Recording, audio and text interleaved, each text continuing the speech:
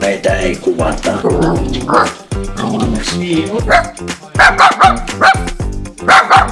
Silleen positiivista, että töitä nyt vaan niinku tälleen haukkuu. Niin pitää vaan kaikki saada niinku jaettua ja pitää pyörimässä. Tietoturvadirektiivi, joka on astumassa voimaan ensi syksynä. Niin tää on silleen niinku IT-alalla kova juttu, että siitä pitää nyt puhua, koska se koskee tiettyjä. Ketä sitä muuten koskeekaan?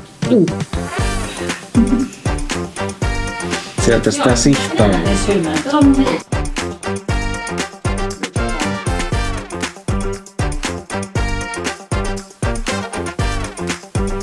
Senior designer. Mä syön oikein äkäisen näköisenä. Joo. Selvä. Onko se kapus salaisuus?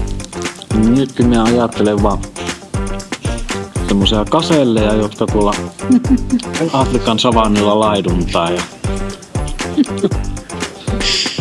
Tolla kun ne grafiikat syntyy, tommosella ajattelun. ja